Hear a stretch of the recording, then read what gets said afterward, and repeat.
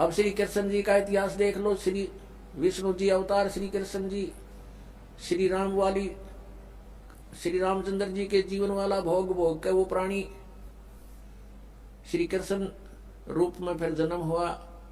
सारा जीवन दुखी रहा श्री कृष्ण, सारा जीवन जेल में जन्म हुआ, माता पिता कैद में, कभी मामा शत्रु हो गया, कभी पूतना मारने जा रही है, कभी केसी, कभी तानौर शत्रु हो गया, कभी जरासिंह लड़ने को आ रहा है, कभी शिशुपाल से युद्ध हो रहा है, कवासुनी हो रही है, और कभी फिर काल्यवन आ रहा है।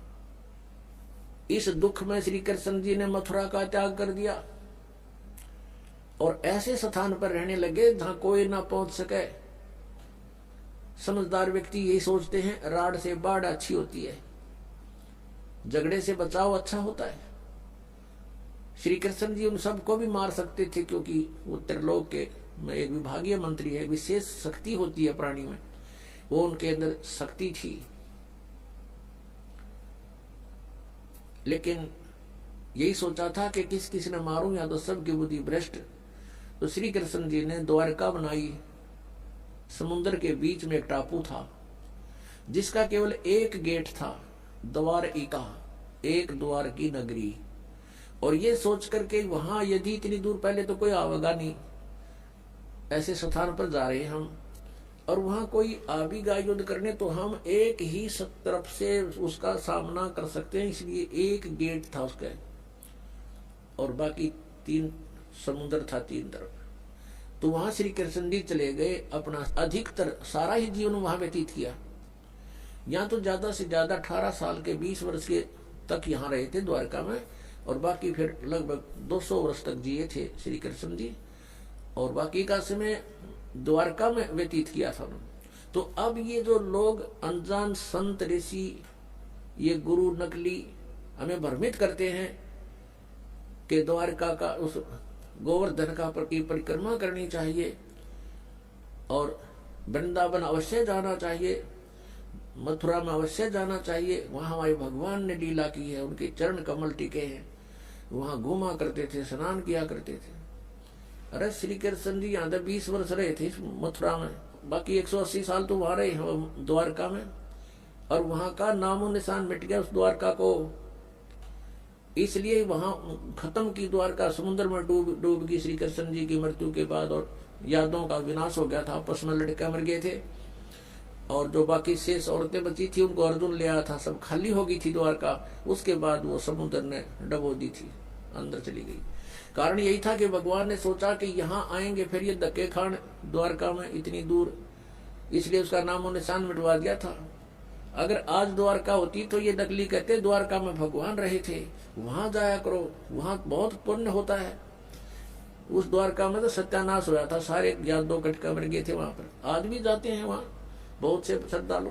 तो कहने का भाव यह है कि जब तक आत्म ज्ञान बिना नर भटके, इस तत्व ज्ञान बिना नर भटके, कदे मथुरा कदे काशी। फिर श्री कृष्ण जी का फिर कैसे अंत हुआ? श्री कृष्ण जी के सामने पूरा यादव कुल आपस में लड़का मर गया, पोते पड़पोते रिश्तेदार सब आपस में कट कर मर गए। और वो सारा सांग देख कर, वो सारा अनर्थ देख कर जब श्री कृष्ण जी की मृत्यु हुई, एक परिवार के सामने एकाधिक की मृत्यु हो जाती है, उसका कलेजा फट जाता है, रो रो कर पागल हो जाता है इंसान। तो पुण्यात्माओं, आज तक हमें सत्यनारायण कथा नहीं मिली थी, और ये सत्य कथा है। सत्यनारायण का अर्थ है सच्चा भगवान, और सच्चे भगवान की सच्ची कहानी, सच्ची कथाएं। तो प्रसंग चल रहा है कि परमात्मा ने बताया कि तुम जब तक जन्म और मृत्यु के अंदर हो, सुख नहीं हो सकता, शांति नहीं हो सकती। अब इंद्र सोचता है ब्रह्मा विष्णु महेश सुखी होंगे। अब इन ब्रह्मा विष्णु महेश की आप देख रहे हो, श्री राम की, श्री विष्णु जी की, श्री कृष्ण जी की कैसे दुर्गति हुई। अपने आत्माओं, हम सुना करते थे श्री कृष्ण जी ने पर्वत उठा लिया था, गिरिराज, यानी गोवर्धन पर्वत को उठा लिया था हाथ पर, उंगली पर ऐसे। पहले तो ये विचार करो, उन्होंने वो पर्वत उठाया किस उद्देश्य से था? उन्होंने इस उद्देश्य से उठाया था कि वहां इन देवताओं की पूजा हुआ करती, और इंद्र स्वर्ग का राजा है, भगवान की पूजा छोड़कर इंद्र की पूजा चलती थी। श्री कृष्ण जी ने कहा, भाई इंद्र की पूजा छोड़ दो, या तो उस भगवान की पूजा करो। इंद्र की कढ़ाई जो होती थी पूजा, वह बंद कर दी। देवराज इंद्र एक समझ लो स्वर्ग का राजा, और उसके अंतर्गत ये सब नहर विभाग, सिंचाई विभाग भी आता है, यानी वर्षा करना। तो क्या हुआ, जब इंद्र की पूजा बंद होगी देवताओं की, इंद्र ने सोचा इनको सबक सिखाता हूं। इतने जोर की वर्षा, काले बादल छा गए चारों तरफ, काली घटा छा गई और मूसलधार वर्षा शुरू होगी। व्रज नगरी को डुबोने के लिए अब चारों तरफ हाहाकार मच गया। गौवें भी रंभाने लगी, ग्वाल बाल, क्योंकि गोवर्धन वो पर्वत जो था वहां पर गौवें चरा करती थी, वर्षा होती थी, घास होता था, और उन दूध दाद बेच कर ये काम चलाया करते थे अपना। और वो समाप्त करने चल पड़ा कि इसको इतना वर्षा कर दूं, ये गोवर्धन पर्वत भी डूब जाए, आसपास की नगरी भी नष्ट हो जाए। तो भगवान श्री कृष्ण जी ने उंगली पर वो गोवर्धन पर्वत उठा लिया और पूरी ब्रज नगरी के ऊपर से कर दिया। सारा इंद्र बरस लिया, खूब वर्षा कर ली। सारा पानी उस गोवर्धन पर्वत के ऊपर ऐसे शौक हो गया, उसमें ऐसे मिल गया जैसे ब्लोटिंग पेपर शाही ने चूस लिया करे। आखिर में थक गया इंद्र, आके पैर पकड़ दिए कि मुझे क्षमा कर दो। कहने लगे चला जा, तेरे को कर दिया क्षमा, और खबरदार आज के बाद तूने अपनी पूजा के लिए व्रजवासियों को कंपेल किया। तो फिर वो गोवर्धन यथा स्थान पर रख दिया। अब पुण्यात्माओं जी, जो गुरु लोग हमें ये शिक्षा देते थे और ये कथा सुनाते थे, श्री कृष्ण जी ने गोवर्धन उठाया, और फिर वो इन्हों कहते थे देवी देवताओं की पूजा करो, श्राद्ध निकालो। भले आदमी, श्री कृष्ण जी ने तो देवताओं की पूजा छुटवाई थी, तुम दंड कर रहे हो, उनके विपरीत ज्ञान दे रहे हो, गुण गा रहे हो श्री कृष्ण के, और तुम इसको भगवान बता रहे हो। परमात्मा कहा करते थे कि केवल एक इस लीला से ही तुमने उसको भगवान मान लिया, ये तुम्हारी ना समझी है, बालक बुद्धि है। कि ये कंप्लीट गॉड मान लिया तुमने, गोवर्धन उठा लिया था। क्या बताते हैं परमात्मा? कहते हैं गोवर्धन श्री कृष्ण धारो और द्रोणो गिरी हनुमंत, शेष नाग सब सृष्टि उठारा, इनमें कौन भगवंत। यदि तुम एक ही इस लक्षण से, इस चमत्कार से कि श्री कृष्ण जी ने गोवर्धन उठा लिया, हनुमान जी ने तो फिर द्रोणागिरी उठाई, और आप ही लोक वेद सुनाते हो ब्राह्मण लोगों के शेष नाग के सिर पे, कहते हैं एक कूर्म है, कूर्म के ऊपर एक शेष नाग है, शेष नाग के सिर पे एक बैल है, और उसके ऊपर फिर सारी पृथ्वी रखी है। कहते तुम मानते हो कि शेष के सिर पे सारी सृष्टि है शेष नाग के, तो यो सारे ब्रह्मांड तुम्हारे पूरे ब्रह्मांड ने उठा रहा, समझ लो पूरी पृथ्वी उठा रहा। तो इनमें भगवान कौन सा, श्री कृष्ण है या हनुमान जी है या शेष नाग है? तुम्हारा भगवान केवल इसी लक्षण से तुमने भगवान इसको कंप्लीट गॉड मान रखा, पूर्ण परमात्मा। फिर क्या बताया?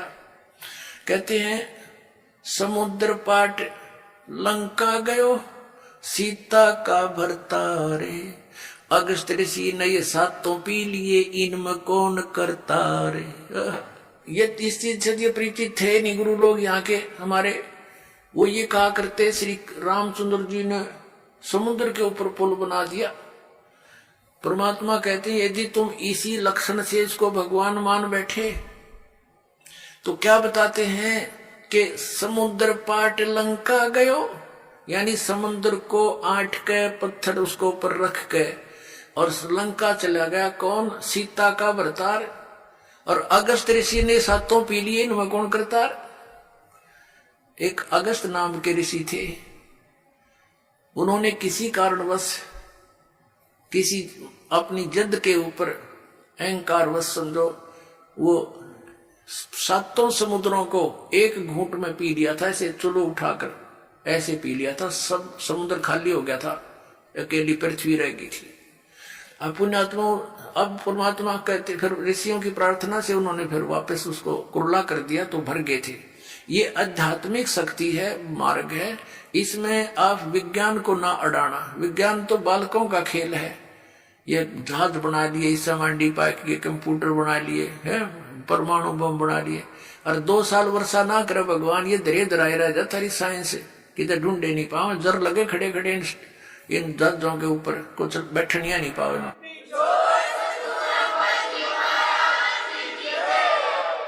तो परमात्मा कहते हैं फिर इनमें भगवान कौन? भाई अगस्त ऋषि ने तो सातों समुद्र पी लिए थे, तुम एक पत्थर धर के पार हो गया तुम्हारा श्री राम, तुम उसने भगवान मान बैठे। लेकिन तुमने पता नहीं वो पत्थर भी कैसे तरे थे, उसको तो मानने को तैयार ही नहीं। पर परमात्मा ने ये तरीका अपनाया हमारे अज्ञान को हटाने के लिए। श्री रामायण के अंदर एक कथा आती है कि जिस समय श्री रामचंद्र और पूरी सेना एक नाग फांस में आ गई थी, एक सिद्धि से लड़ाई होती थी, तो एक ऋषि ने उसने एक नाग फांस यंत्र होता, वो था हथियार, तो उसके अंदर एक सिद्धि होती है, वो अनेकों नाग बन जाते हैं, उसमें से निर्वे सांप निकलाए। और उन्होंने सारी सेना को जो लड़ने को तैयार हो रही थी ज्यों की त्यों लपेटे लाकर बांध दी, जैसे रस्से तो बांध दिया करे। और सारे खड़े भगवान राम वीर लक्ष्मण भी नो कति जैसे ईख बांध दिया करे, नो पूरी सी खड़ी जगह जगह, और कोई सा टसमस हो नहीं पा रहा। अब 2 मिनट पाछा उसकी गर्दन काट देते सारे, सबको खड़े खड़े हो तो विवश हो चुके थे। कहते हैं जब श्री राम ने याद किया गरुड़ को, गरुड़ आया, पक्षी है एक, उसने उन नागों को काटा, मार दिया, और तब वो श्री रामचंद्र जी बंधन मुक्त हुए।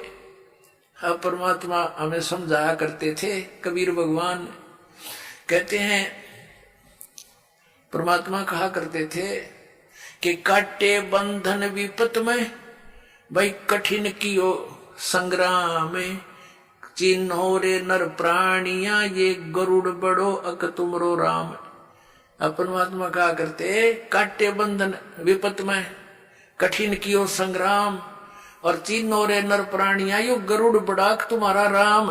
ये कौन सा भगवान है इनमें बताए? वो तो बंधा खड़ा थारा भगवान, तो और गरुड़ नाक उसकी सहयोग करी, तो कौन सा परमात्मा? तो इसमें तो इस तरह के तर्क देकर भगवान ने खूब समझाना चाहा कबीर परमात्मा ने, पर हमारी बुद्धि पर पत्थर डाल रखे थे इन अज्ञानी ऋषियों ने।